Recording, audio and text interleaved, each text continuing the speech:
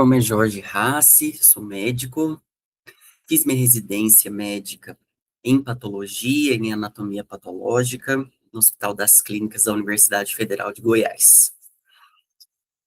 Esse vídeo foi pedido por muitas pessoas, é um tema que eu gosto muito de falar, já expliquei várias vezes para muitas pessoas que mandavam áudios perguntando sobre a residência de patologia, como é a rotina, a questão da remuneração. Acabava que eu fazia alguns áudios, que eu chamava de áudios padrão, que na verdade eram mais podcasts do que áudio, porque acabavam ficando muito extensos, porque eu queria sempre com muito entusiasmo, com muito felicidade falar sobre essa especialidade, que acredito que foi uma especialidade em que eu me encontrei.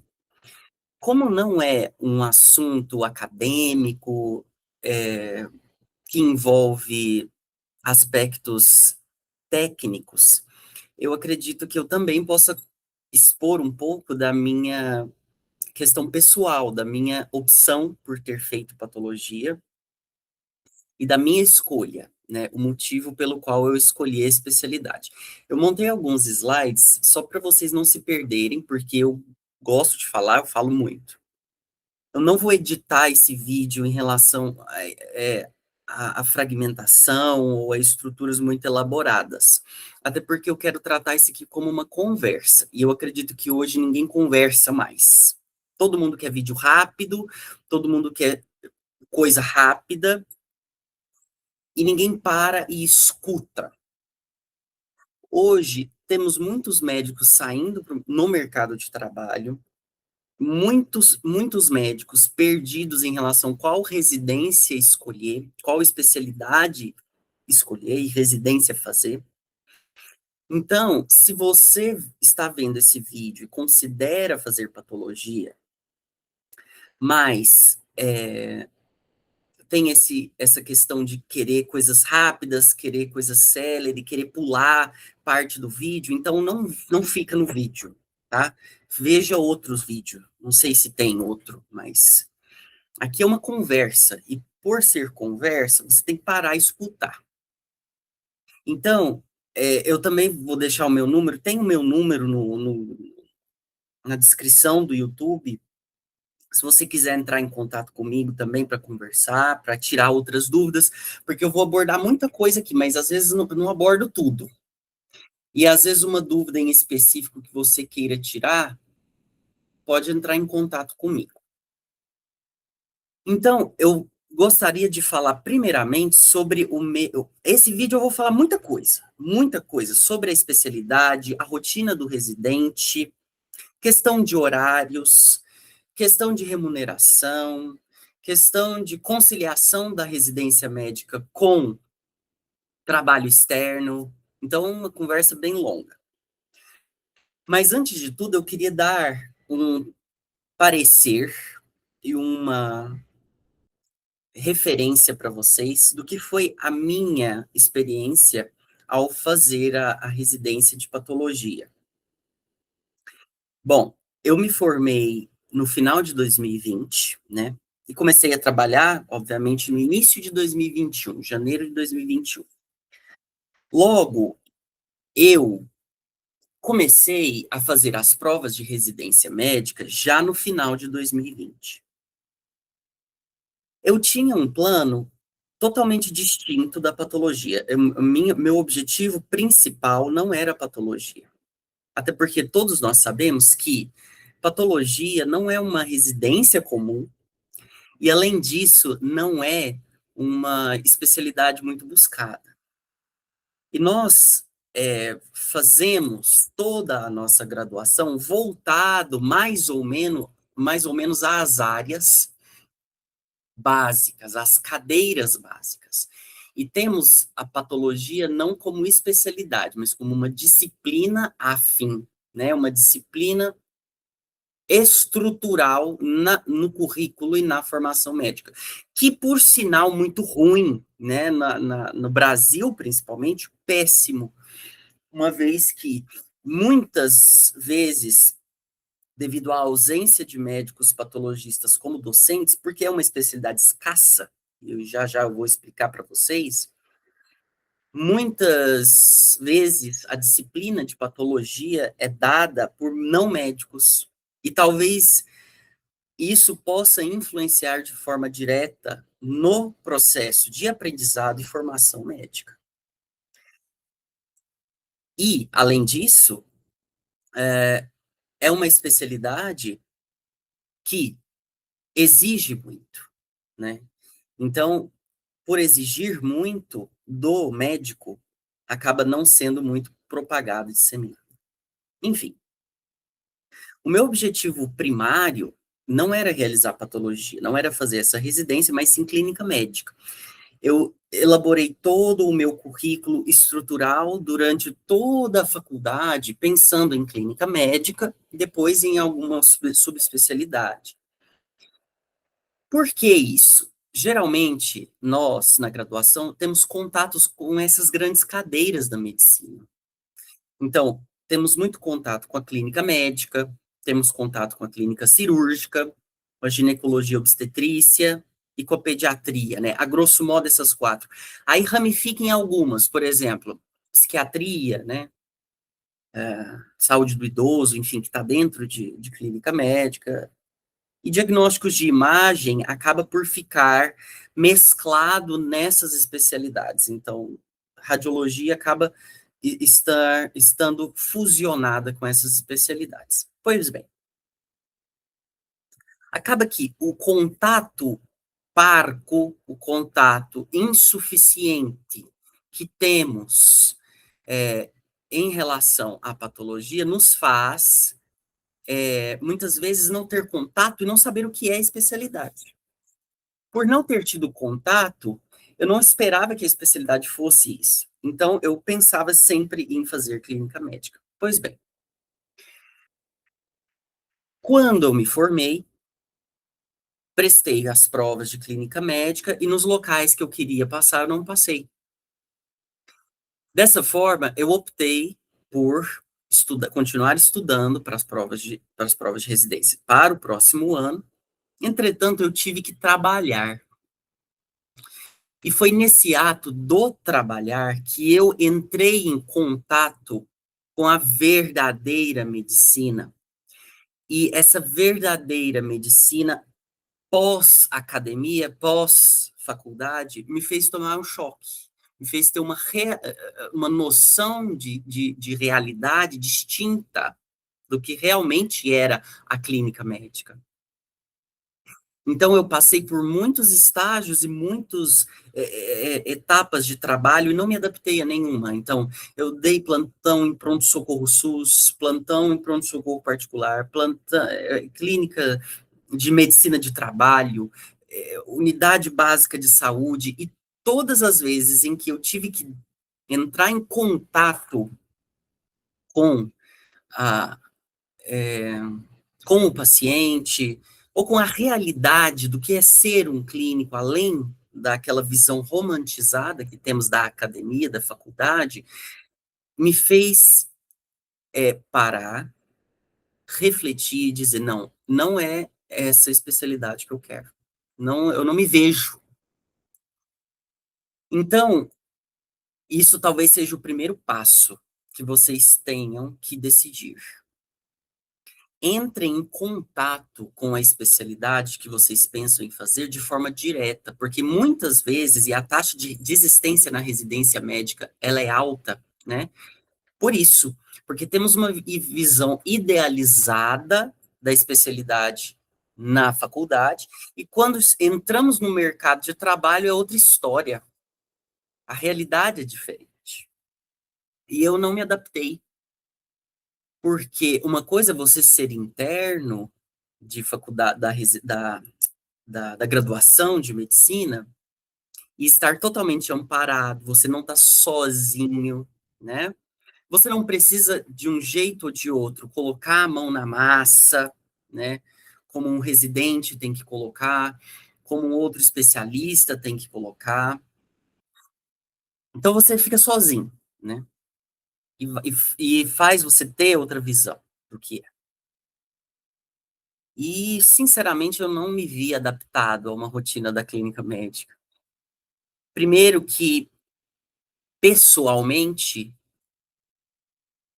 eu tenho limitações, sempre tive limitações quanto a dormir fora de casa ou não dormir em horários habituais, ou seja, ficar acordado a noite toda como plantão, né? Eu tinha essas dificuldades e vocês precisam conhecer seus limites e suas condições pessoais. Porque as pessoas impõem que médico tem que dar plantão e não dormir à noite. Porque é óbvio que médico não dorme à noite. É claro que não. Você é médico e a medicina tem diversas opções para que você possa fazer a medicina que você deseja fazer e que faça com ética. Uma vez que você está incluso no sistema e a roda do sistema te moe, você despersonaliza, você não é mais você, você faz uma medicina desumana, uma medicina fora da ética. E eu preferi não ser esse médico, escolher outra especialidade que eu pudesse exercer a medicina com ética, do que fazer uma outra especialidade em prol de um sonho ou em prol de ganho, retorno financeiro e ser uma pessoa totalmente é, desprovida de caráter, tratar os pacientes com desumanidade, não tratar a medicina, como ética, né? E ter a medicina como um elemento mercantilizador, né? Então eu não me via, não me consegui ver. Então eu sempre disse que se não fizesse clínica médica, eu faria patologia. E aí a gente entra nesse primeiro slide do que é anatomia patológica e a diferença da patologia que aprendemos na faculdade com a anatomia patológica, que é a especialidade, que é a residência, né? Claro, para ser patologista, você precisa ser médico. Então, você é médico patologista, certo? E o que difere essa patologia que a gente aprende na graduação para anatomia patológica, a especialidade? Vamos lá. A patologia que aprendemos na faculdade é uma disciplina. É uma disciplina afim, ou seja, correlacionada a diversas profissões e a diversas especialidades. Quando nós estudamos os conceitos de inflamação, dano celular reversível e irreversível, que aqueles conceitos de necrose, apoptose, quando estudamos conceitos de distúrbios vasculares, isquemia, necrose, infarto, quando estudamos mecanismos de cura e reparo, conceitos de neoplasias benignas e malignas, nós estamos estudando a disciplina de patologia. E ela é comum, afim a diversas profissões. Um farmacêutico estuda isso. Ele sabe o que é o conceito de inflamação, por exemplo. Um médico sabe, ele estuda isso na faculdade, então ele sabe o conceito de inflamação. Um enfermeiro também, ele sabe dizer o que é o conceito de inflamação. Por quê? Porque todas essas grades, essas profissões têm em sua grade curricular acadêmica a disciplina de patologia, certo? Nada mais é do que as alterações estruturais morfológicas causadoras de um mal, de uma doença, certo? O estudo da doença. A diferença é que na faculdade de medicina nós estudamos a patologia voltada à medicina. Então, lá nós estudamos conceitos mais aprofundados de doenças e suas correlações clínicas. Então, nós estudamos, por exemplo, o que é cirrose e o que a cirrose provoca de fisiopatologia e suas consequências, suas etiologias, suas causas e suas consequências e como que posso tratar isso, a farmacodinâmica, a farmacologia da doença também. Beleza. Então, essa é a patologia, esta é a patologia voltada à medicina, e o conceito de anatomia patológica, que é a residência, é o estudo morfológico, macroscópico e microscópico que causa a doença. Então, é uma especialidade médica que vai estudar imagem. Um cirurgião que retira uma colectomia, faz uma colectomia para retirar um câncer coloretal, ele vai mandar essa peça para o patologista. E o patologista vai observar a peça macroscopicamente, ou seja, a olho nu, dissecará essa peça e estudará aquela lesão no microscópio para dizer o que é aquela lesão, se é câncer ou não é, e se for câncer, o subtipo histológico, até onde ela invade, qual o estadiamento dessa lesão. É por isso que, nos Estados Unidos, a, a residência de patologias chama-se Surgical Pathology. Patologia cirúrgica. É o que fazemos, é a patologia cirúrgica. Nós, patologistas, recebemos peças e biópsias e, através do exame macroscópico e microscópico, damos o que a morfologia, tanto macroscópico quanto micro, a nível celular, arquitetural celular, quer dizer. Claro, na faculdade nós temos nuances do que quer dizer, né? A morfologia básica macroscópica e micro. Nós sabemos algumas coisas, algumas nuances, mas não tão aprofundado quanto a residência. E a residência serve para isso.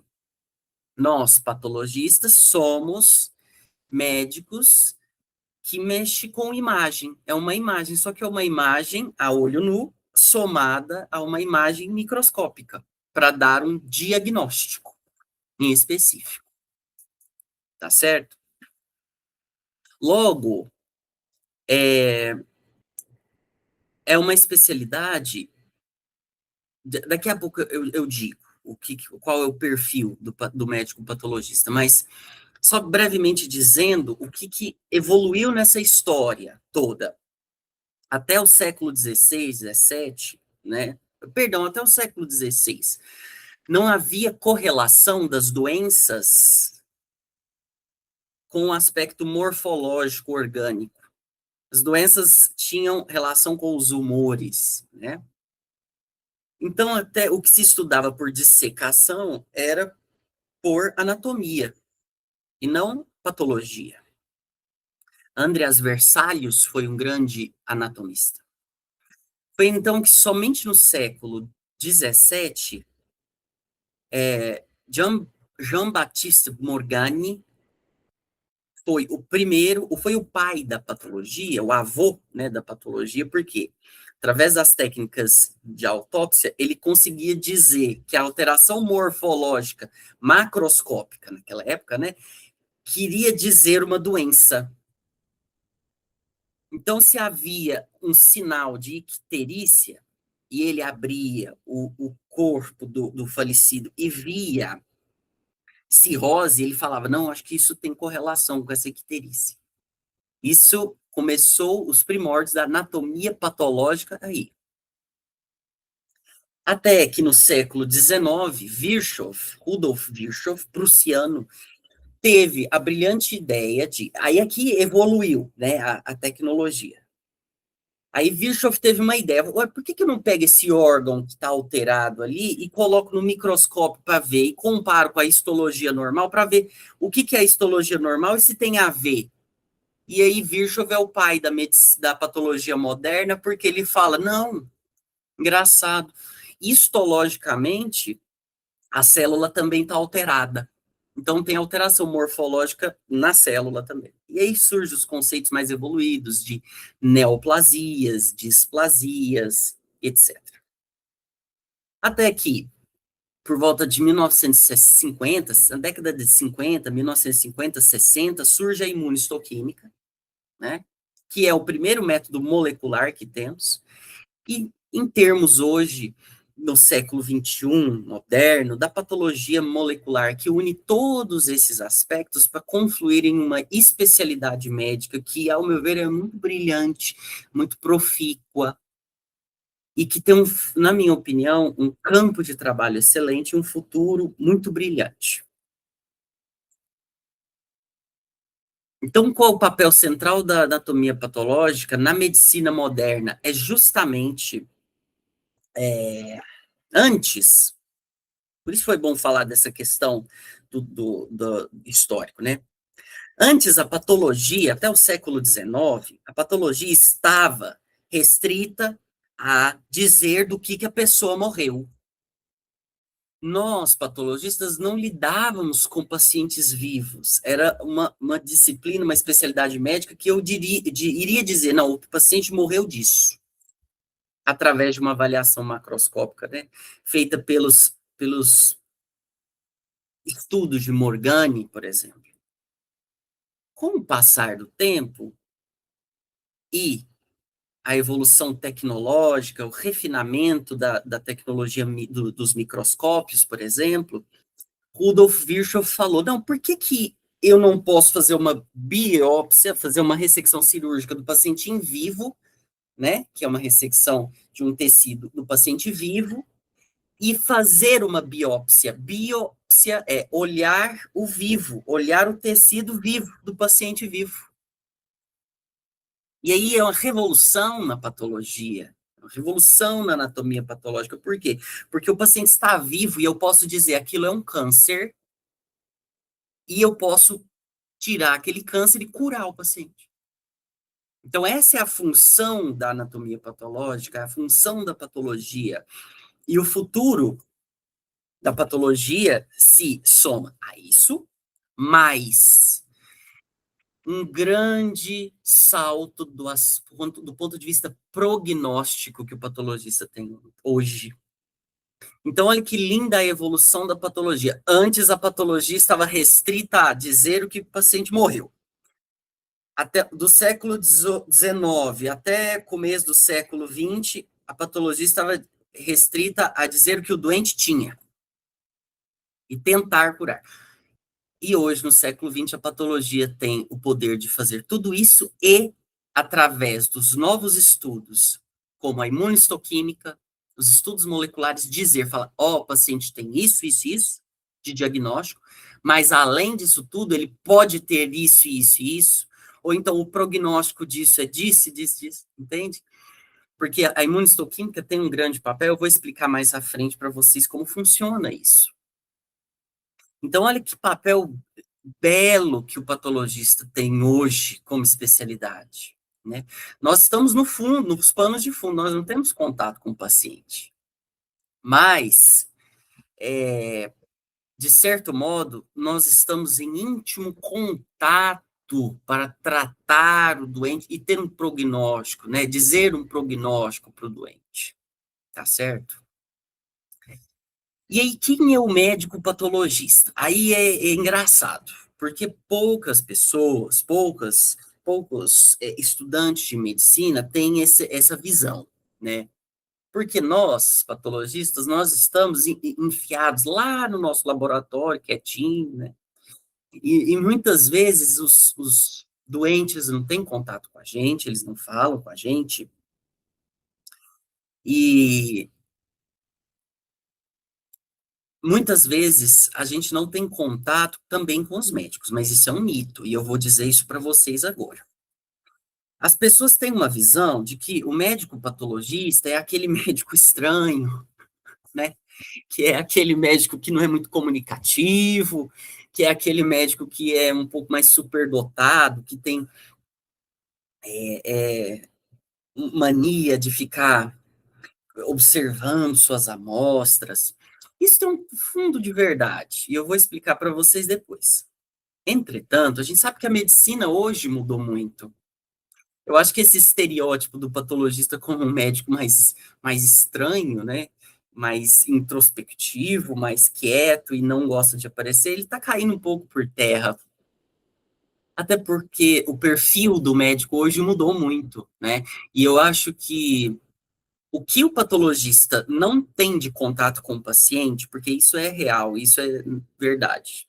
Gente, não tem mesmo, não tem contato. Esse glamour da medicina de contato com o paciente não tem mesmo. Mas o bom patologista não tem o paciente como cliente, mas ele tem o médico como cliente, o colega. E aqui vai uma primeira dica para quem gostaria de fazer especialidade. Se você, assim como eu, tinha dificuldades para estabelecer um bom vínculo, né, médico-paciente, você pode escolher a patologia como uma especialidade. Mas saiba que, acima de tudo, o médico precisa ser comunicativo, ele precisa estar ciente das correlações anátomo-clínicas. Então, um bom patologista e até um bom empresário, caso você deseja ser um empresário, abrir um laboratório de patologia, etc., ele precisa comunicar com o médico. Então, ele precisa ter essa habilidade de interação social, né? Não é porque você é patologista que você vai deixar de comunicar, certo?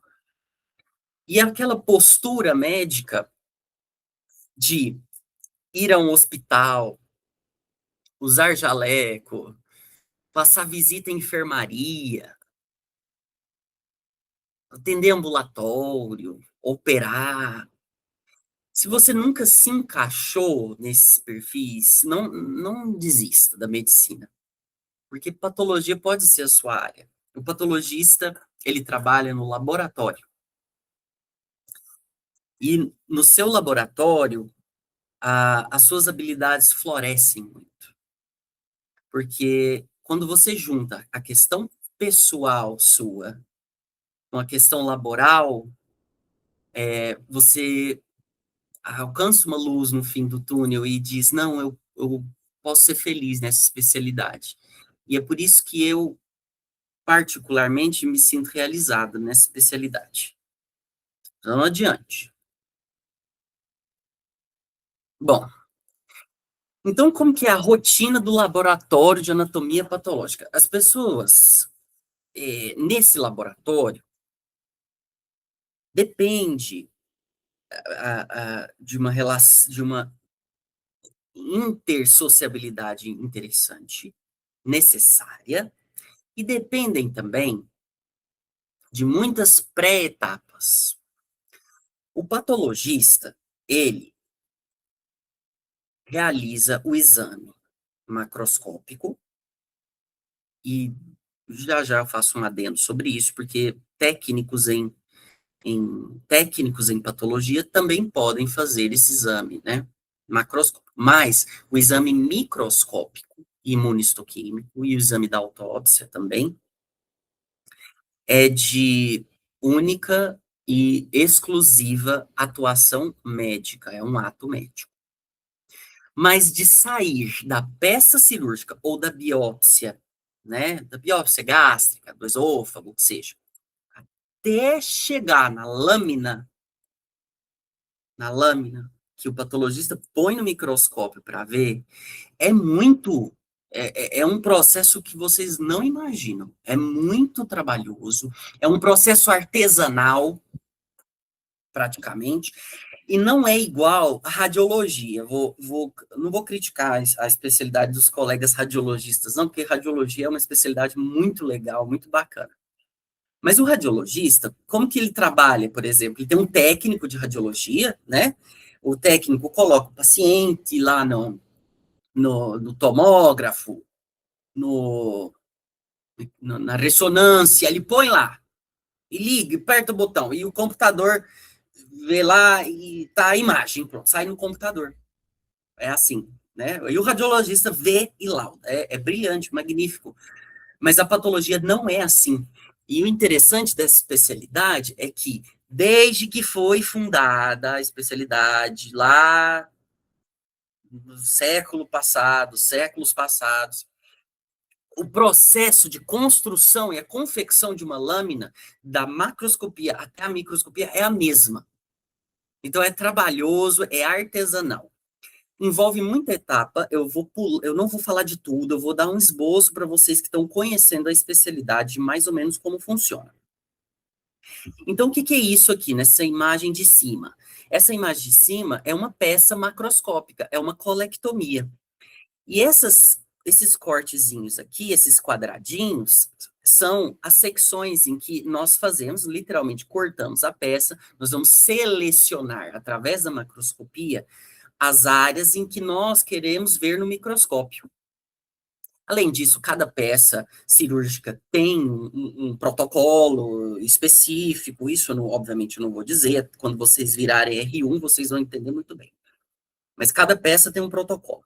E aí, vocês vão, através desses protocolos, há um jeito, uma forma de seccionar, de cortar bonitinho cada coisa, as margens cirúrgicas, etc.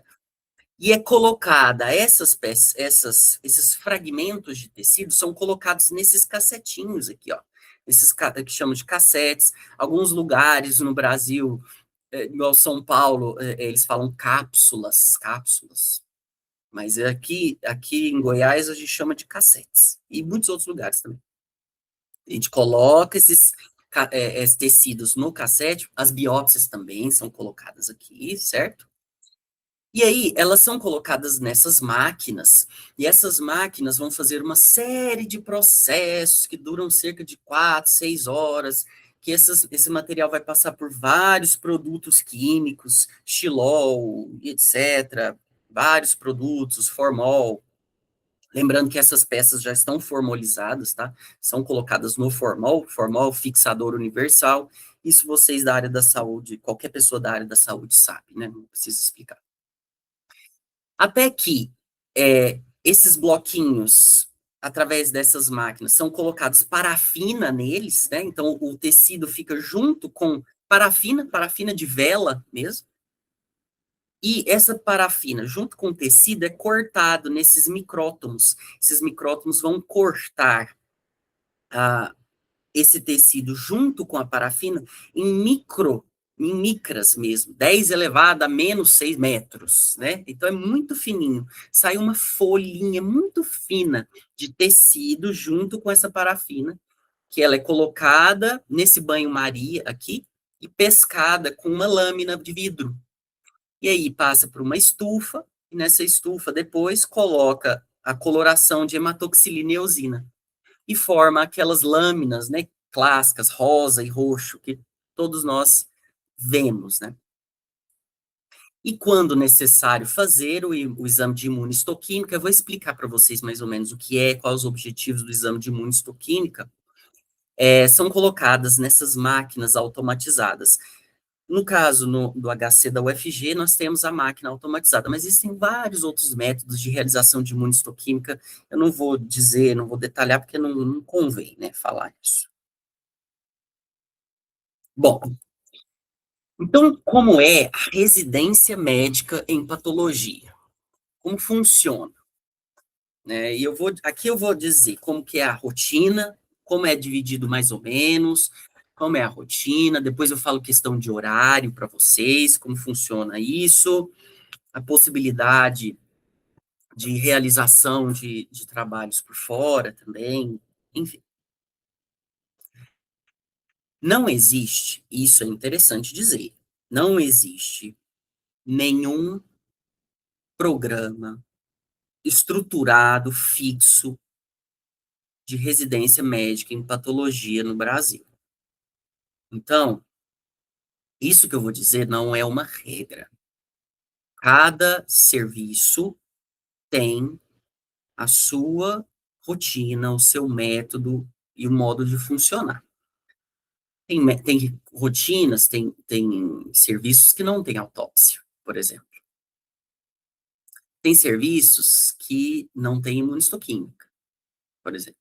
Então, eu vou dizer mais ou menos o que um serviço de patologia básico deve contemplar e, basicamente, como ele se divide nessas 4 categorias: macroscopia, o exame macroscópico das peças, a microscopia, e aqui eu vou colocar a imunistoquímica junto, porque a imunistoquímica nós vemos também no microscópio. Então, nós vemos a lâmina com a técnica de imunistoquímica, que faz parte junto da micro. Então, micro e imuno estão juntas. A autópsia e o quarto, o exame transoperatório de congelação. Então, vamos começar dizendo mais ou menos o que cada coisa significa. Então, o que é a macroscopia? A macroscopia é a parte da patologia que avalia a morfoestrutura do órgão ou do tecido a olho nu. Ela difere da anatomia, que a anatomia não tem a estrutura orgânica, ela é íntegra, ela não é alterada, certo? Então, a macroscopia é um aspecto fundamental, e por ser fundamental, ela está mais restrita aos alunos de R1, né, aos R1s, aos residentes do primeiro ano da patologia. Portanto, você que gostaria de fazer patologia, espere que no seu R1 a tendência é que se faça mais macroscopia do que nos outros anos. É claro que profissionais não médicos, bem treinados, e existem portarias da SBP, da Sociedade Brasileira de Patologia, enfim, permite que esse técnico possa, supervisionado por um patologista, possa realizar macroscopias. Entretanto, na residência médica, geralmente, peças macroscópicas complexas estão destinadas aos residentes, até porque os protocolos para visualização de microscopia e estadiamento das lesões, aqui, por exemplo, nós temos um tumor, né? Só para quem não consegue observar, aqui o polo inferior do rim, nós temos o polo inferior normal, né? O parênquima renal habitual com o córtex, a medula, as pirâmides renais e o seio renal, os cálices, o seio renal, e no polo superior uma lesão grande, expansiva, que pode ser, muito provavelmente, um câncer de rim, tá? Depois veremos, né? Isso é um aspecto morfológico muito clássico, né? Do carcinoma de células claras renais. Então, no R1, espere que você faça muita macroscopia. Peças pequenas, biópsias, vesícula biliar, apêndice, você pode fazer, na maioria dos serviços é assim, você faz os primeiros 2, 3 meses da residência, mas depois acaba que essas biópsias simples e peças muito simples são feitas por técnicos mesmo. Então, o técnico ele está totalmente apto a pegar um fragmentinho de biópsia gástrica, por exemplo, medir, dizer a coloração, a consistência, e colocar naquele cassetinho para que a gente possa olhar. Então, não se preocupe, você, como especialista, não vai trabalhar diretamente com isso, tá? Dessa parte técnica, dessa parte chata, né? Até porque os laboratórios particulares contratam macroscopistas, muitas vezes até residentes de patologia, e essa é uma ótima questão para ganhar uma grana por fora da residência, para poder trabalhar. Então, essa parte da macroscopia está mais restrita ao RU. Eu vou pular em microimuno e congelação e passar para autópsia, porque eu deveria ter colocado a autópsia lá junto como um dos afazeres do RU, tá? Então, a autópsia. Não é todo serviço que tem autópsia. Deveria ter. Então, na tua escolha de residência médica em patologia, priorize as que têm um serviço completo com essas 4 categorias, certo? Mas é uma disciplina dentro da patologia que é muito negligenciada, porque não faz parte da maioria da rotina dos patologistas realizar a autópsia, pois a autópsia está caindo muito em desuso. A cada dia que passa se faz menos autópsias. Muitas vezes isso está relacionado ao aperfeiçoamento mesmo das técnicas de diagnóstico, tanto por parte dos radiologistas, dos clínicos também, dos patologistas, né, das biópsias. Tudo isso permite realizar diagnósticos, ainda com o paciente vivo, muito efetivos, que não necessariamente precisa de uma autópsia, tá? Mas vamos tratar da autópsia aqui como um cenário ideal para o aprendizado do patologista, certo? A autópsia é muito interessante, porque ela não é uma surgical pathology, ela é uma hospital pathology, um hospital autopsy que os americanos tratam. Porque, diferentemente da forensic pathology, ou seja, da patologia forense, que no Brasil é feita pelos médicos legistas, a hospital autopsy, ela é a autópsia de causas naturais, de morte de causas naturais. E é o que nós, patologistas, fazemos muitas vezes nos SVOs, os Serviços de Verificação de Óbito. Tá certo? Então, aqui eu já quero entrar numa possibilidade, né? Porque as autópsias de SVOs e os SVOs muitas vezes querem muito contratar patologistas. E muitas vezes eles são ávidos também a contratar residentes de patologia para trabalhar nos SVOs. E aqui nós temos um nicho de trabalho muito interessante, uma vez que os SVOs são geralmente ambientes em que o residente de patologia pode explorar as suas capacidades, aprimorar os seus estudos em patologia e também ganhar um dinheiro por fora, porque todo mundo sabe que a residência médica não paga adequadamente o que deveria pagar ao médico residente, tá certo? Então, a autópsia é uma parte, resumindo, é uma parte negligenciada da patologia. Eu diria que cerca de 90% dos patologistas do Brasil não fazem, não trabalham de rotina com isso. Trabalham mais com microscopia mesmo, tá? Em laudos histopatológicos com microscopia. Entretanto, eu também conheço patologistas que só trabalham com autópsia e são muito realizados no que fazem. E, dependendo do serviço, recebem muito bem. Então, é uma especialidade muito legal, é uma parte da especialidade que é muito legal, que particularmente eu gosto muito, porque durante a minha residência eu trabalhei no serviço de verificação de óbito de Goiânia, então eu me sinto realizado por ter essa oportunidade de ganhar dinheiro por fora, de uma forma não puxada, atendendo pronto-socorro, né, UPA, enfim, trabalhando na minha área, na minha especialidade, e podendo tirar um dinheiro por fora. Isso é muito legal. Isso eu recomendo para vocês.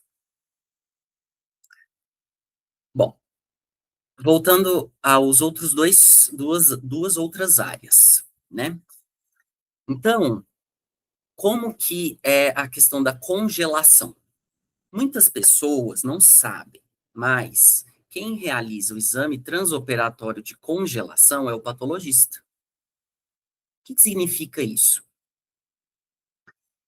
Muitas vezes, vocês vão entender isso. Lembrem na faculdade, por exemplo, e esse é o exemplo que eu mais dou para os alunos de medicina. Quando você está rodando, por exemplo, na mastologia, ou na ginecologia, ou na cirurgia oncológica, que você precisa avaliar as margens cirúrgicas, ou então o comprometimento daquele linfonodo que eles chamam de sentinela, né, que corpa azul de metileno, ou radioisótopo de tecnésio, enfim. O paciente, o patologista fica de plantão, então ele é o único momento na patologia em que é a urgência, né, da patologia. Então, o patologista de plantão ali, ele espera, aguarda a cirurgia, e os cirurgiões mandam do centro cirúrgico, ou no próprio centro cirúrgico, existem centros de congelação, fragmentos ou tecidos, ou aquele linfonodo, e me diz, patologista, esse linfonodo da mama, do câncer de mama, ele está livre, ou seja, ele tem metástase nele ou não? Então, por um método rápido, eu consigo realizar raspados de citologia e também congelar aquele tecido a temperaturas muito negativas, menos 30 graus, através dessa máquina, né, que chama-se criostato, e fazer cortes muito pequenos e colocar na lâmina e corar. E por um exame extremamente rápido, em menos de 10 minutos, eu consigo dizer para o cirurgião se aquele linfonodo, por exemplo, está comprometido por metástase ou não. Porque isso influencia, uma vez que o cirurgião pode ampliar aquela margem, ou então retirar toda a cadeia linfonodal daquela mama da paciente, através do meu laudo. Então, de congelação. Então, na congelação, eu ligo para ele, termina a congelação e ligo. Eu falo, o cirurgião, o linfonodo da mama não tem metástase. Aí ele falou, beleza. Então, a cirurgia encerrou. Ou então eu ligo e falo, no outro cenário, cirurgião, tem metástases. Aí ele fala, não, nesse caso eu vou realizar toda a linfadenectomia. Por quê? Todos sabem que a linfadenectomia da mama, né, das cadeias linfáticas mamárias, quando retiradas esses linfonodos, essas cadeias e esses linfonodos, ocorre muita morbidade para a mulher, ocorre linfedema no braço da mulher. Então, o patologista, mais uma vez, atuando no painel, no perfil prognóstico, neste caso da congelação, imediato. Existem plantões somente, de serviços que o patologista somente dá plantão de congelação. Tem serviços que são mistos, o patologista trabalha no laboratório e trabalha na congelação ao mesmo tempo. Então, varia. A mesma coisa é de margens cirúrgicas, né? Então, um cirurgião está tirando um tumor da barriga do paciente, né? Então, ele vai lá e tira esse tumor e fala, olha, o patologista, essa margem que eu tirei cirúrgica, ela está livre, ou seja, restou tumor lá dentro do paciente, e aí eu posso, através da congelação, tirar um fragmentinho do tumor, da margem, congelar e falar, não, a margem está livre. E aí a cirurgia acaba. Então, essa é a congelação na patologia. E por último, e um pouco mais, a parte mais complexa, e a parte em que literalmente o patologista ele trabalha, a rotina dele está voltada a isso, é a microscopia e a imunistoquímica. E aqui, mais uma vez, um alerta para vocês que querem entrar na especialidade, escolham, conheçam o serviço que vocês vão entrar. A imunistoquímica é fundamental para diagnóstico, prognóstico e desfecho dos casos. Você somente vai fechar um bom caso se você realizar exame de microscopia e se tiver em alguns casos, obviamente, que todos não precisam, mas em certos tumores, como de mama, por exemplo, um diagnóstico só é completo se eu tiver a complementação com a imunistoquímica. Esse é uma lâmina já pronta, corada pela hematoxilina eosina, de um fragmento daquele tumor renal que a gente viu do polo superior. Na lâmina ele fica assim. Existem hoje scanners de lâminas. Esses scanners de lâminas são potentes a ponto de simular que estou vendo num microscópio. Então, isso que vocês estão vendo é o que eu estaria vendo no microscópio. E essa é a avaliação microscópica morfológica daquele tumor de, de rim que nós vimos, tá certo? Então, essa é a parte da rotina do patologista. Nós receberemos as lâminas praticamente prontas, né? Nós recebemos as bandejas de lâminas com os nossos casos, nós vamos laudar, né? Então, neste caso, nós iremos laudar esse tumor de rim. Nós falaremos o que é esse tumor de rim, ou seja, o seu tipo histológico, até onde ele está infiltrando, se existem invasões angiolinfáticas ou perineurais, se existe o grau histológico desse tumor, se ele é bem diferenciado, moderadamente ou pouco diferenciado, se existem outras lesões associadas no parênquima renal, tudo isso com avaliação microscópica, né? E aqui uma novidade, né, da patologia, que é a telepatologia. Isso que eu estou mostrando para vocês já é uma realidade. Muitos patologistas já conseguem laudar de casa, assim como os radiologistas faziam já há muito tempo. Esses scanners de lâminas são ainda muito caros e as técnicas para realizar escaneamento ainda difíceis. Mas já é execuível, já está sendo bem executado e é uma realidade já no Brasil do patologista trabalhar em casa. E só aproveitando esse gancho da microscopia, muitos patologistas trabalham de casa, né? As lâminas, como a rotina da maioria dos patologistas é a avaliação das lâminas histológicas, essas lâminas podem ser entregues de um laboratório, né? Os laboratórios mandam a bandeja com as lâminas para o patologista em casa, e o patologista, com o seu microscópio pessoal, consegue laudar e colocar no sistema as lâminas. Tá certo? Colocar no sistema o laudo, perdão. E devolve as lâminas após para o laboratório. Tá certo? Então é uma realidade, né? Isso aqui é uma realidade para os patologistas da minha geração de patologistas, né? A geração mais nova.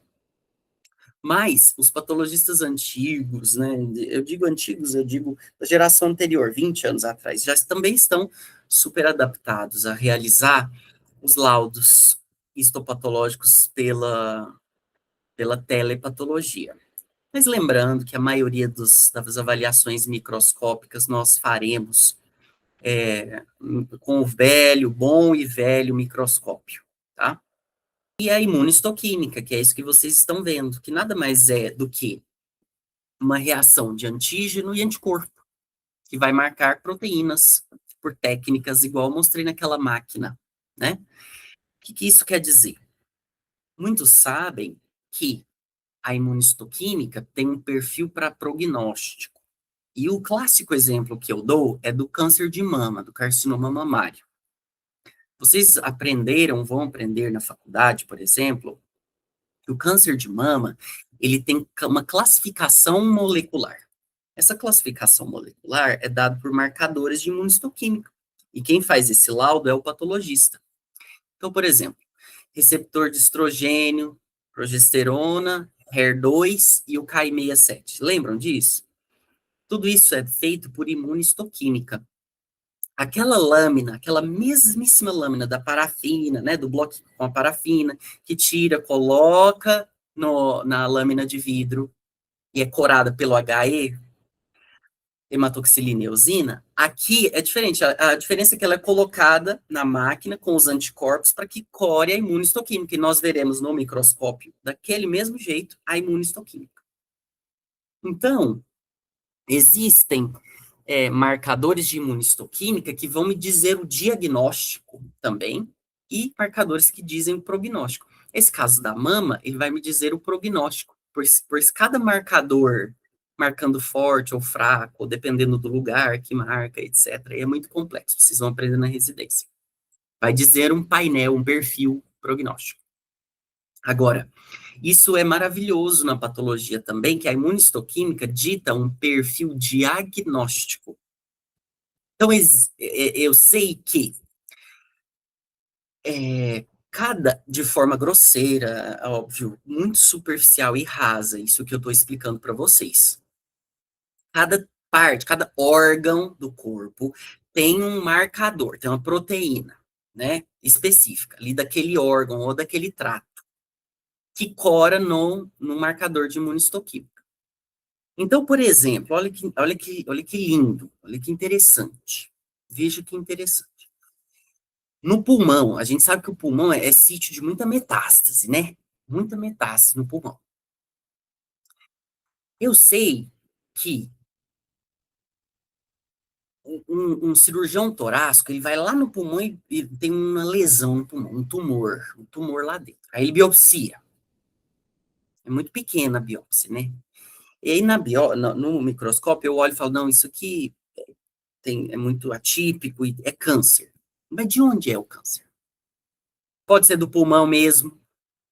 Se for mulher, pode ser câncer de mama metastático para o pulmão. Pode ser metástase colo retal para o pulmão. Pode ser metástase de carcinoma de pâncreas para o pulmão. Pode ser tudo.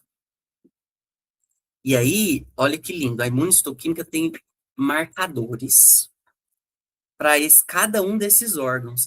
E quando eu faço a imunistoquímica e ela cora, por exemplo, para pulmão, naquele tecido, eu falo, não, o câncer é do pulmão mesmo. É primário do pulmão. E o tratamento do paciente é uma coisa. Ou então o patologista vê e fala, não, esse tumor aqui marcou, é um marcador que é o CDX2, que é o marcador, e o SATB2, por exemplo. Esse paciente ele tem câncer coloretal. Você faz uma colonoscopia nele para você ver, e vai ter um câncer coloretal lá. Aí o coloprocto faz a colonoscopia e vê um tumor coloretal lá que o paciente nem sentindo estava sentindo. O patologista descobre. O patologista, ele descobre tudo. Nada, e como diz um professor meu, nada se esconde do patologista. O patologista, ele sabe tudo. Claro, é uma brincadeira, mas é legal, né? É uma questão muito legal da imunistoquímica. E sim, um bom serviço de patologia tem que ter imunistoquímica, tá? Não pense em entrar em uma residência de patologia se não tiver imunistoquímica, tá certo?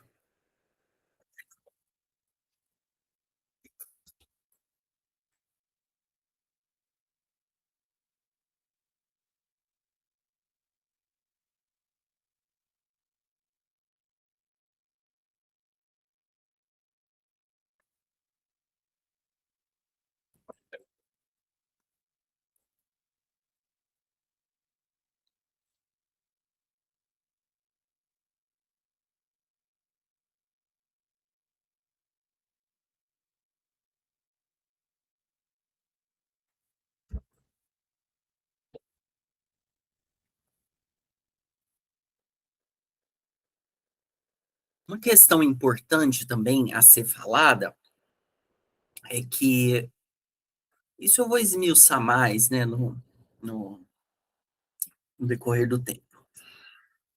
Mas é que a patologia, ela é dividida grosseiramente, né, a microscopia e a imunistoquímica é dividida grosseiramente em uma patologia inflamatória, uma parte inflamatória e uma parte neoplásica, né?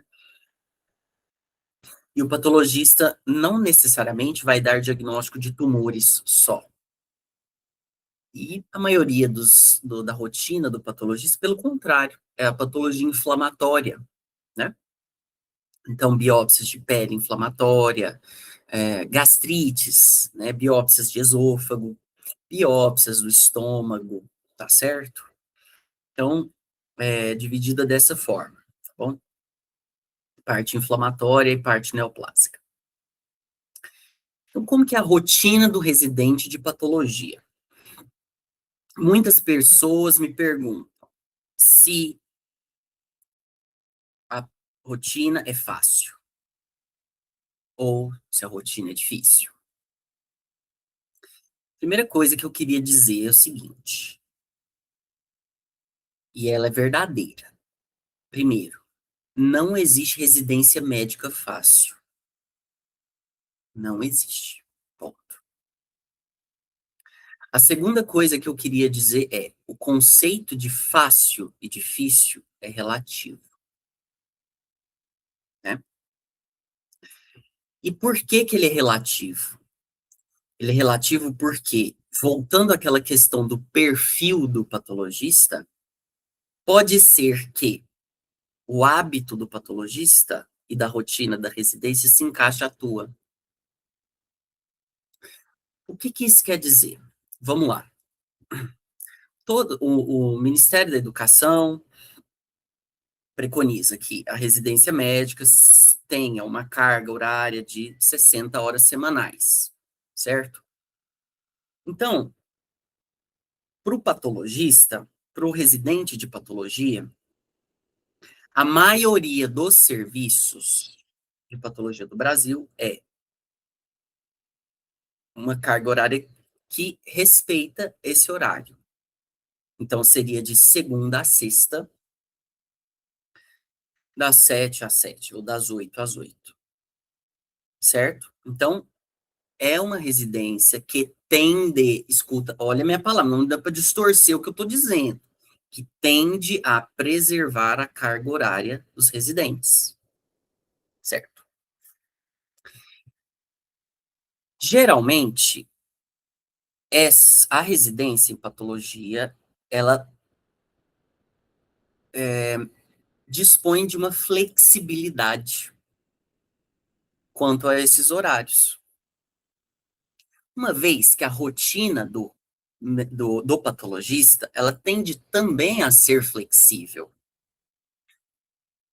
A maioria, tirando, exceto o exame de congelação, tá? Isso é exceção. Agora, a maioria da rotina nossa é uma rotina não sob demanda imediata, igual um paciente chega no seu ambulatório para ser atendido. Eu expliquei para vocês que ao sair de uma peça ou de uma biópsia para chegar numa lâmina, vai muito tempo e precisa de um processo. E é artesanal, praticamente, então ele é respeitado, esse processo. Não é que chega uma biópsia no dia, que você vai ver essa lâmina no dia. Os histotécnicos, toda essa parte de confecção da lâmina, desse processo, quem faz é um técnico, é um histotécnico, né? Então, toda essa parte é feita e depois, só depois, nós receberemos a lâmina. O nosso parecer diagnóstico, ele é tardio, ele não é imediato. Obviamente, exceção do exame de congelação, que eu já expliquei. Então, a primeira vantagem, o primeiro ponto positivo é de que a patologia é uma disciplina, uma especialidade que você, na maioria das vezes, tem tempo para estudar aquilo. Você não precisa de, na maioria das vezes, uma resposta imediata. Igual tem um paciente na sua frente e você precisa resolver o problema dele agora porque ele está na sua frente. Não.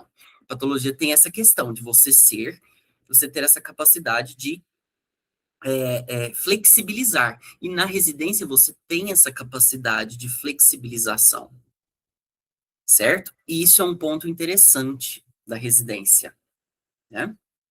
Não é porque você chega às 8 horas e vai embora às 8 horas, ou chega às 7 que vai embora às 7, que vai fazer a diferença, entendeu? Não sei, claro que você tem marcado um compromisso, seus chefes têm marcado um compromisso para aquele tal horário, mas não influencia muito, igual é nas outras especialidades.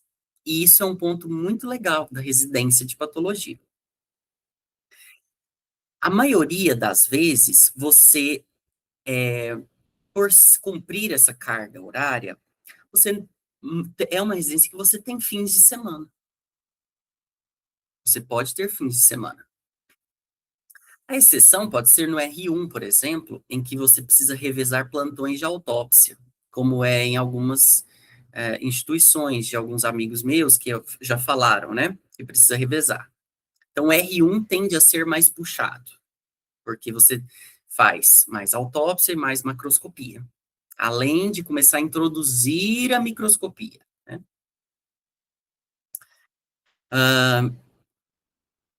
Que mais? Então, eu já falei dessa questão do horário, né? Que é uma residência que tende a respeitar isso.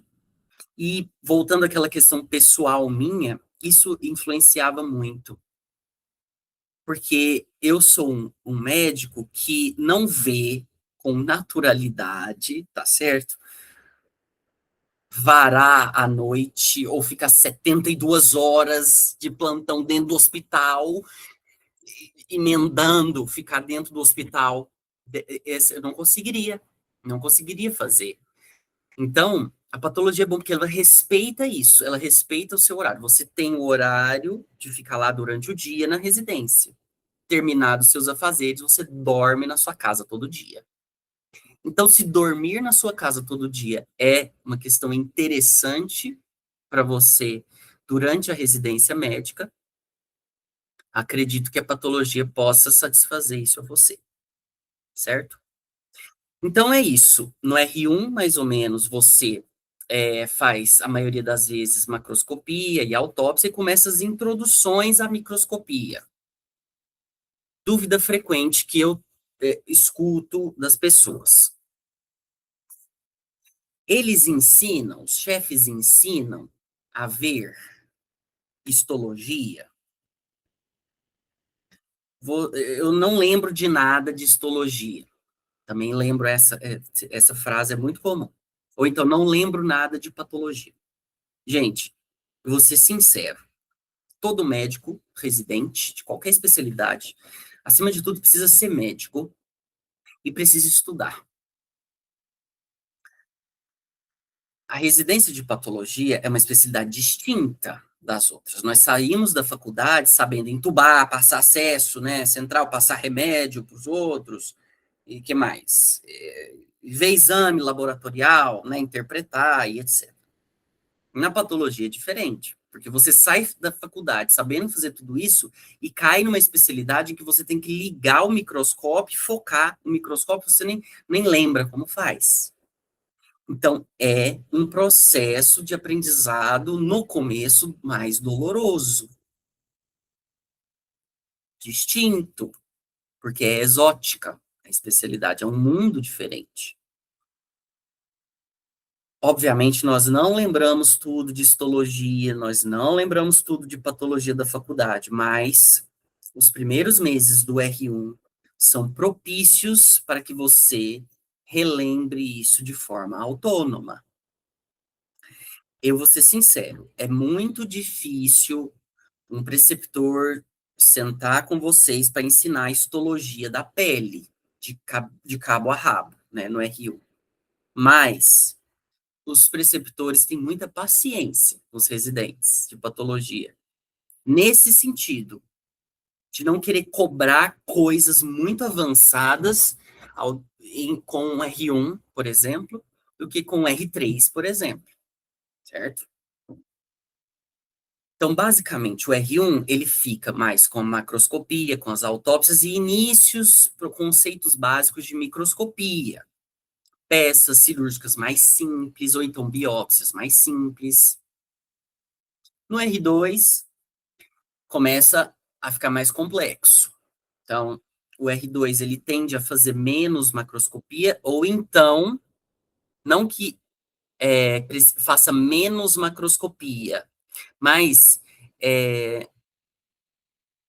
faça macroscopia de forma mais rápida, né? Ou faça menos macroscopia, né? Em alguns casos, pode até manter a macroscopia no R2, mas são habilidades. Você adquire uma habilidade, você faz mais rápido. Você faz a macroscopia do R2 mais rápido. Então, você adquire mais maturidade e pontos nas suas habilidades de aprendizado. E, de uma forma ou de outra, é técnica. A medicina, ela é técnica, certo? Um residente de cirurgia geral, você acha que o residente de cirurgia geral entra sabendo, saber operar e fazer uma colectomia? Não. Mas ele não vai aprendendo. E até que o fim da disciplina de coloprocto dele, da residência de coloprocto, ele não está apto a fazer uma colectomia. A mesma coisa na patologia, mesma coisa, você vai adquirindo habilidades. Então, tem que ter paciência para adquirir essas habilidades, que são tão distintas das outras especialidades. Certo? Certo. E no R3, a maioria dos serviços foca para estruturas, ou imunistoquímica também, né? O foco é para isso. E para peças ou estruturas que são mais complexas, né? Claro que existem serviços que misturam todas essas coisas simples e complexas durante todos os anos. É a metodologia deles. Mas eu estou dizendo uma visão geral do que é mais ou menos nas residências, né? O que ocorre mais ou menos nas residências. Tá certo? Então, resumindo, a rotina do residente de patologia, ela é essa. É uma especialidade em que você tem uma maior flexibilização quanto aos horários, que você consegue dormir na sua casa todo dia, que você pode ter fim de semana quando os seus afazeres eles estão bem estruturados, bem elaborados, encaminhados, certo? E isso possibilita você conseguir trabalho por fora, igual eu já falei para vocês a questão do SVO, a questão da macroscopia, e isso é muito interessante, né? Porque todos sabem que a questão da residência médica financeiramente não compensa, se a gente for parar para pensar, na residência não compensa, você recebe 3.600 aqui agora, né, 2025 para 2026, recebe a bolsa é 3.600 líquido, você, é difícil, né, para um médico. Então, muitos médicos tendem a realizar trabalho por fora.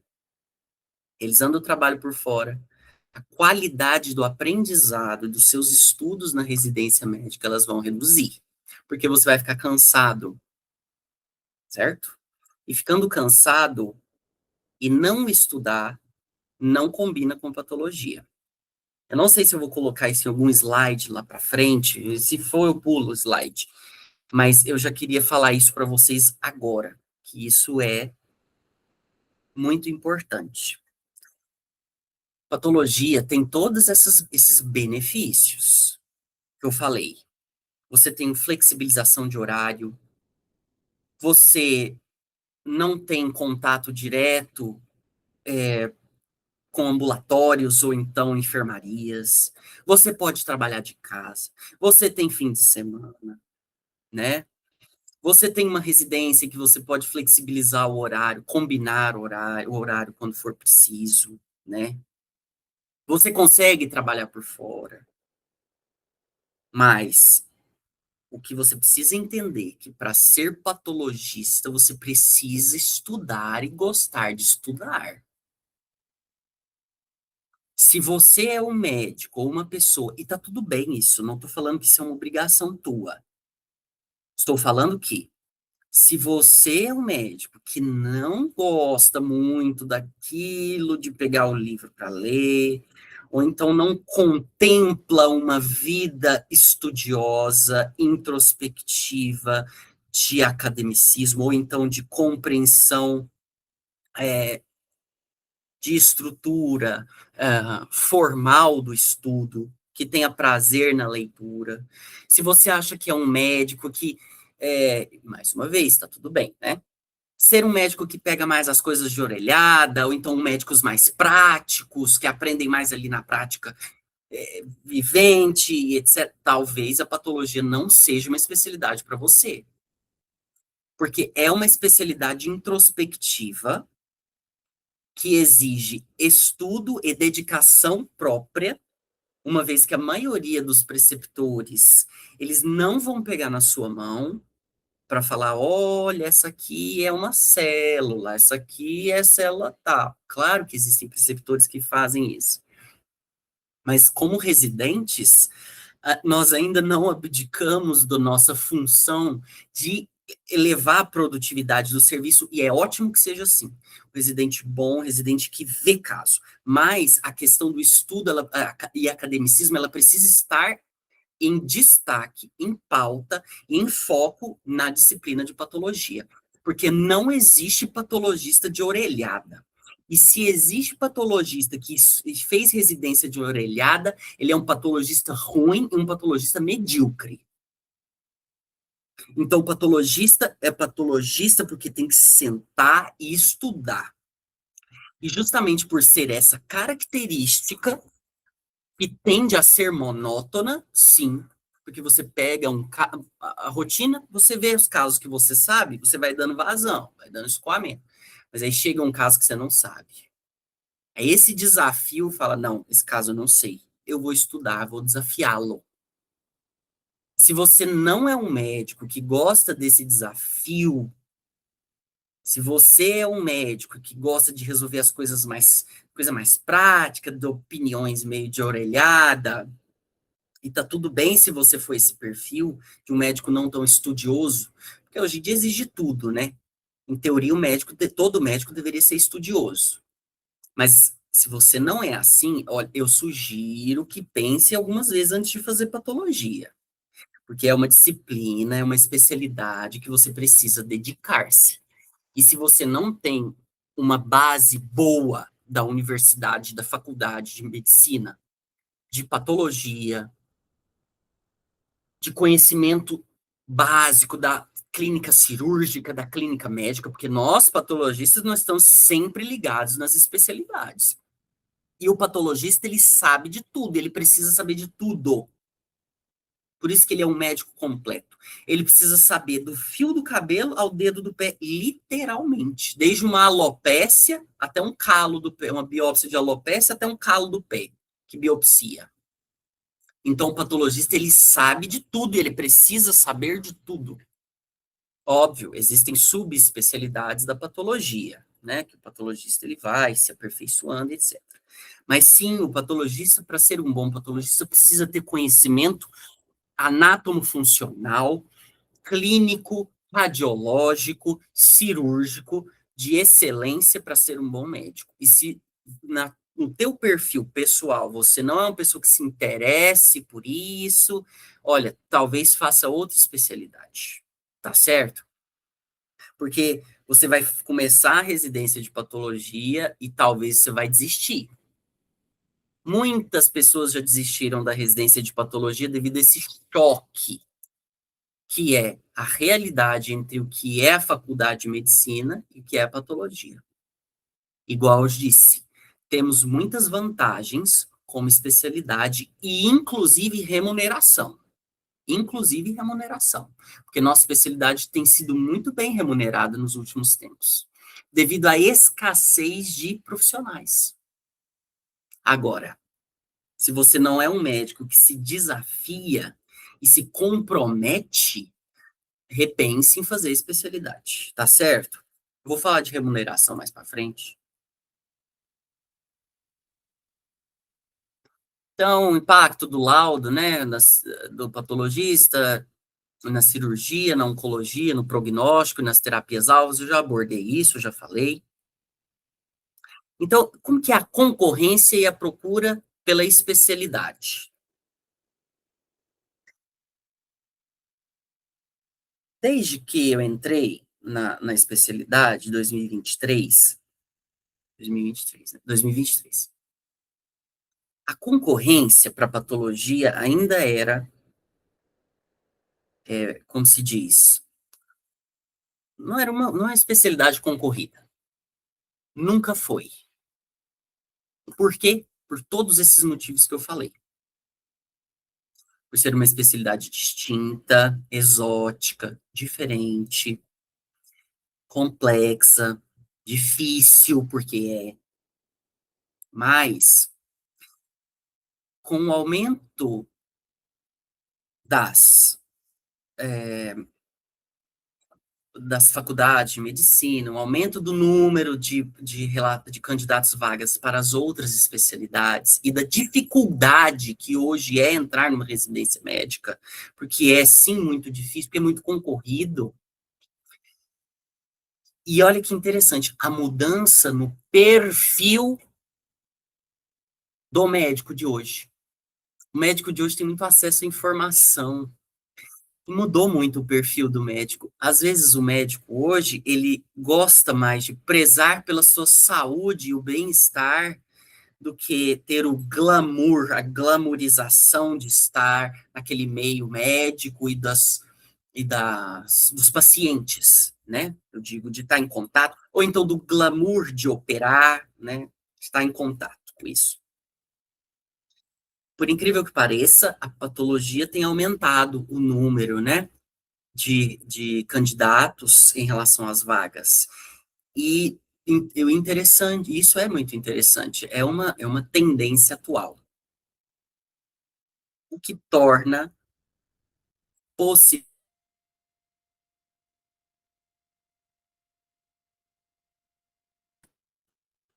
devido a todos esses benefícios que eu falei, né, que eu já disse a vocês, as pessoas têm procurado mais, os médicos recém-formados ou é, que estão fazendo a residência médica estão procurando a patologia com mais frequência como especialidade e desistido menos, justamente por isso, pela mudança do perfil pessoal dos médicos de hoje, pela tendência à patologia de hoje e pela capacidade que a patologia tem de satisfazer como especialidade, tá certo? Tem aumentado e isso é muito bom. Por quê? Porque somos poucos patologistas no Brasil.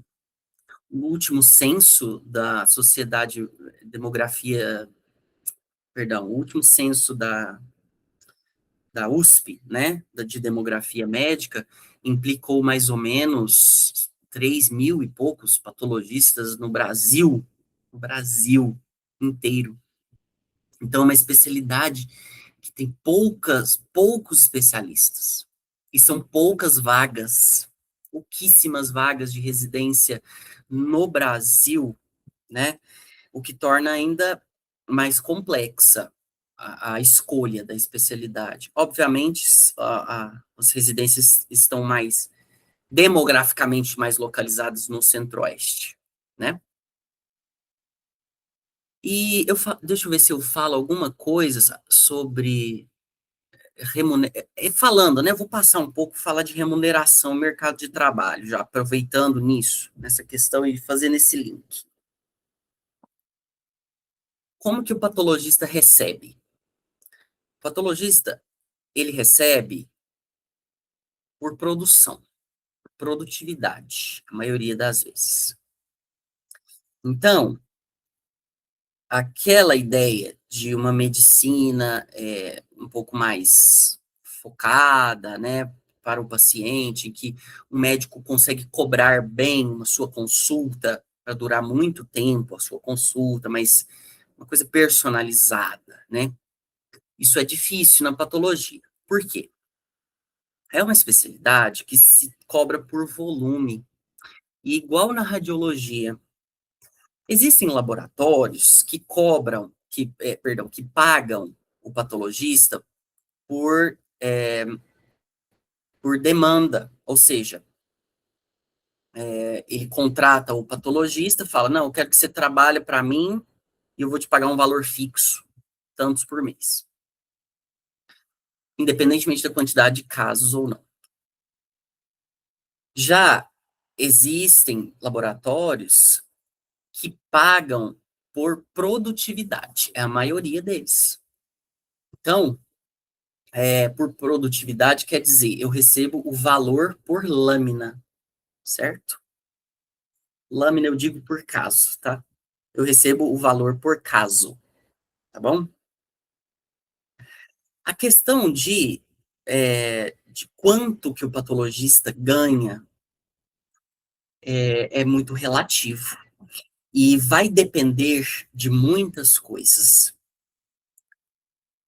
principalmente do quanto você quer ganhar e do quanto você quer trabalhar. É muito difícil dizer para você quanto o patologista ganha, porque depende disso e da tua vontade, da tua produtividade. Agora, a única coisa que eu posso te dizer com muita certeza, independente, esse vídeo eu estou gravando em 2026, eu não posso falar valores, porque o valor que eu dizer agora é diferente daqui de 10 anos, quando outra pessoa ver esse vídeo. Mas o que, que eu posso te afirmar?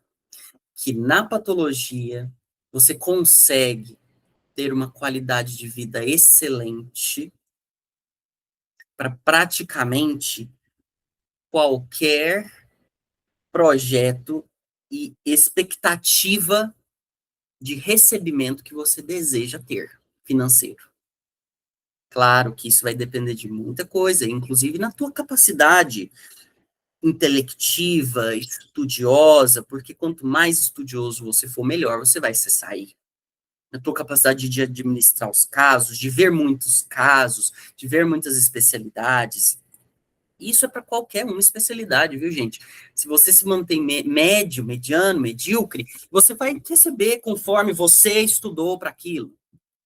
E tá tudo bem. Tem gente que quer receber medianamente, vai receber e tá tudo ótimo.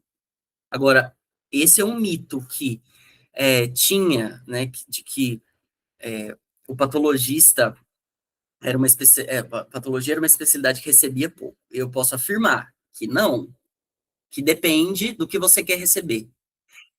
E tem campo para você receber o que você necessita receber na patologia. E isso é muito legal. Eu gosto disso também. É claro que gostamos. Você estuda por tantos anos, se dedica por tantos anos, você não pode colher os frutos do seu trabalho?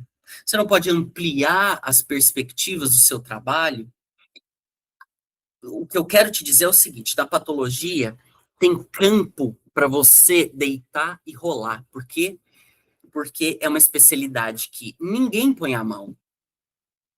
Hoje em dia tem um, um, um psiquiatra, ele se forma muito bem numa residência boa em psiquiatria, mas a gente vê uma pós em psiquiatria, aí as pessoas começam a pôr a mão.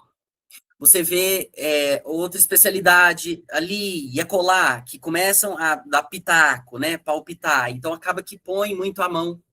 Então você precisa se destacar de muitas formas. O patologista não. O patologista é uma especialidade exótica em que ninguém põe a mão. E por ninguém pôr a mão, você tem exclusividade.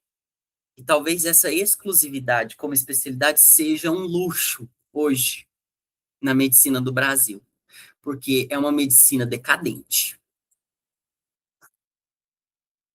Ah, relação candidato-vaga, o que se imagina, o que realmente é, já falei muita coisa, né?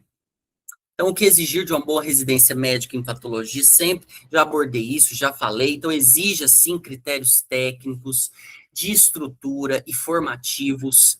Eu sugiro que lá no site da Sociedade Brasileira de Patologia, vejam lá eles botam bonitinho os critérios de uma boa residência médica em patologia, mas saibam que é o futuro de vocês, invistam em uma boa residência para fazer. Existem muitas residências, é, é, locais de residência que estão decadentes, que não valoriza a formação de um bom médico residente, então vocês precisam exigir uma boa formação.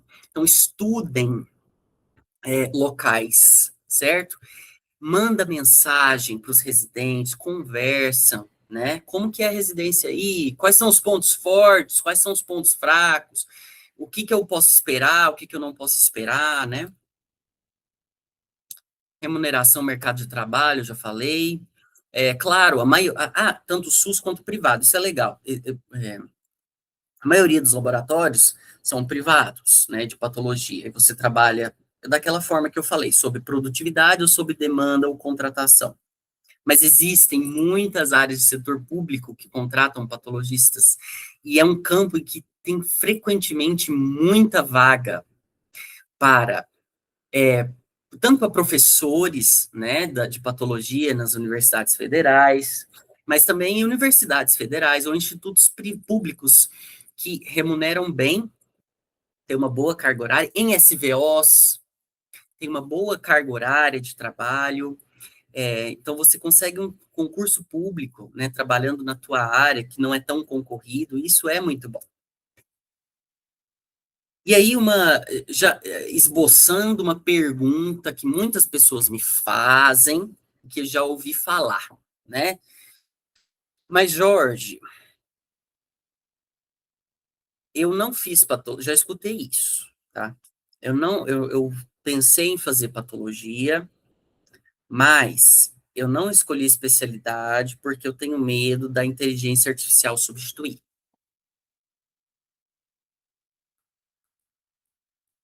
Gente, o que eu posso dizer sobre isso é o seguinte: tecnologia para substituição de médicos por inteligência artificial, nós já temos desde a década de 80.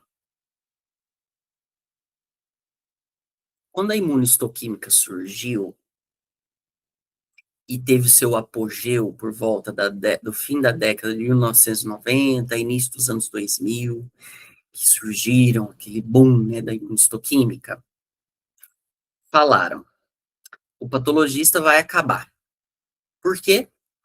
Porque vai refinar tanto a imunistoquímica que vão ser descobertos imunomarcadores específicos de cada tumor ou de cada doença que vai ser fácil. Você vai fazer esse marcador e ele vai dizer sim ou não e pronto, vai dar o diagnóstico.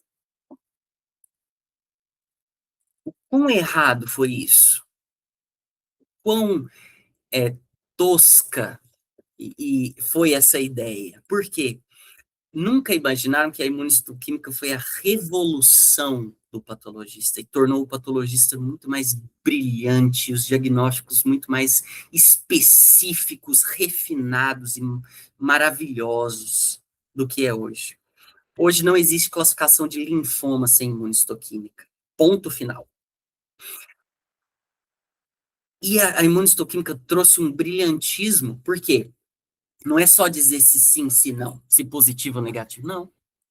O patologista, ele interpreta e precisa analisar e combinar os achados clínicos, morfológicos na hematoxilina e eosina, junto com a imunistoquímica, para dizer, corou, mas corou onde a imuno?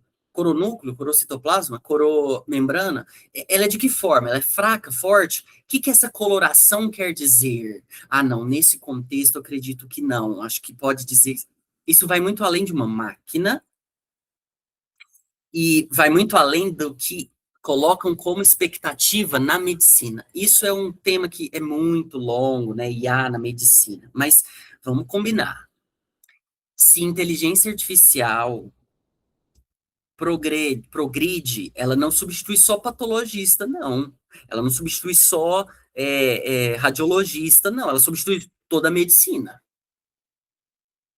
Então, se você está preocupado com isso, então é melhor você não pensar em não fazer patologia. Então, você desiste de fazer medicina, tudo de medicina, porque a evolução vai ser promissora para todas as áreas.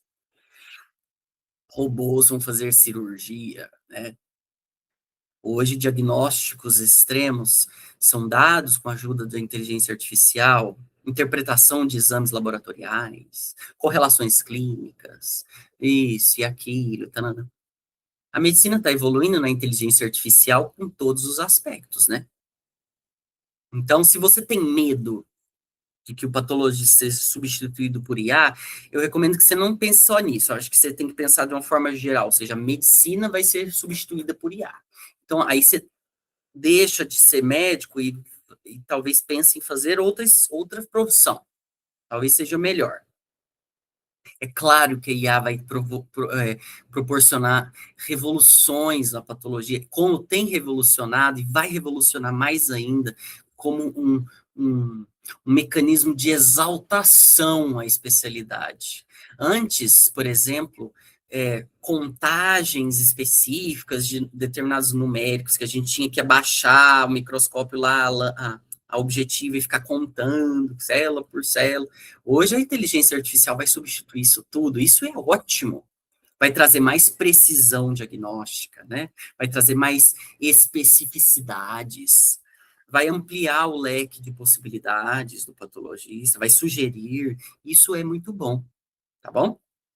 Então, se você acha que você não está apto a caminhar junto com o progresso evolutivo da tecnologia, os benefícios que isso pode trazer para a ciência, talvez eu acho melhor não ser médico, aí talvez melhor ser outra coisa. E tá tudo bem. E a integração molecular. A patologia hoje ela é também molecular, né? Do mesmo modo que não dou diagnóstico de linfomas sem imunistoquímica hoje eu não dou diagnóstico de tumores cerebrais sem patologia molecular. E a patologia molecular está evoluindo muito, as técnicas de Next Sequence Generation, técnicas de FISH, DDISH, né? Então, isso posso dar um tema depois, falar uma palestra depois sobre molecular, né? Mas é uma integração promissora, fantástica, interessante, que se você não gosta disso, dessa parte, talvez não seja uma especialidade que você deve escolher, porque talvez o futuro da patologia esteja focado nisso, tá bom? E resumindo, para quem a patologia não é uma especialidade boa, saiba quem você é, saiba o que você precisa como médico, como pessoa, como especialista.